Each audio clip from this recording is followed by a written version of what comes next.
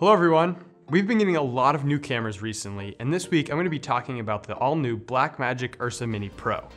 I've been shooting around with it, and they've definitely solved a lot of the issues I had with the original URSA Mini. So let's dive right in and check out what's new.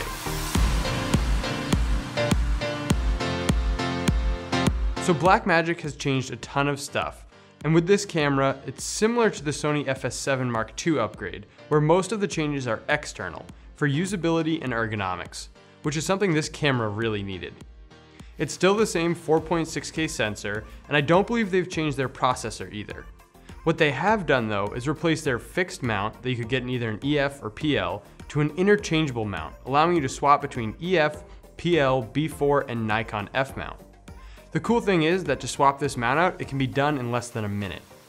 Also, the PL mount comes with contacts to transmit data for eye lenses like the Cooke S4 eyes. And lastly, next to the mount on the right side of the camera, there's now a lens motor control port for B4 broadcast lenses. Moving away from the mounts and to the left side of the camera, you'll notice there's a lot more buttons, switches, and knobs.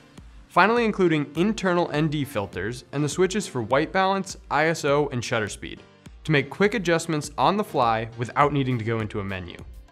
You also have two custom assignable buttons and a high frame rate mode button, which will jump from standard speed to whatever you set your off-speed frame rate to, and then back for fast run and gun shooting.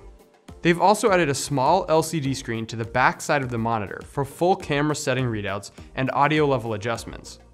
When you flip out the monitor, there's now some audio settings and the dual CFast card slots. Now with dual SD card slots for when you want to record less demanding codecs, so you don't need expensive CFast cards unless you want to shoot RAW or ProRes 444. Another thing to mention with these codecs is that you can shoot up to 60 frames per second in 4.6K RAW, or 120 frames per second in a windowed 2K mode. Don't get me wrong, this is a great improvement over the original, but there are still some quirks you should know about before picking one up. Number 1. Going back to the 60 frames per second in 4.6K RAW, this thing will tear through cards, being able to fit only 5 minutes on a 256GB card with those settings. Number 2. With B4 broadcast lenses, you can only shoot in a windowed HD mode, so no 4K for broadcast. Number 3. There's no updates to the internal preamps. They aren't terrible, but it would have been nice to see them updated as well. Number 4. It still has pretty poor low light performance. I'll link to an ISO noise test in the description below. Number 5. I find it a little strange that they don't include an HDMI out, but they did have space for 2 SDI outs. And lastly, number 6, you still can't flip the monitor around. It's such a simple thing and so nice to have to be able to sit in and see the shot, to look at the monitor before your talent gets on set. Also, the Nikon and PL mounts are not out yet, but will be shipping this summer.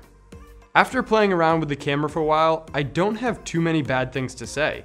If they were able to fix all of the bugs and smaller firmware problems they had with the original, then I think this will be one hell of a camera. It's affordable, flexible, and can produce some really good looking images.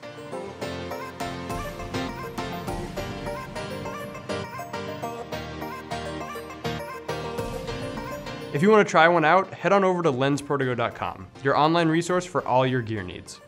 Let me know what you think of the URSA Mini Pro down below, and don't forget to like and subscribe to keep updated with all the new videos. As always, happy shooting.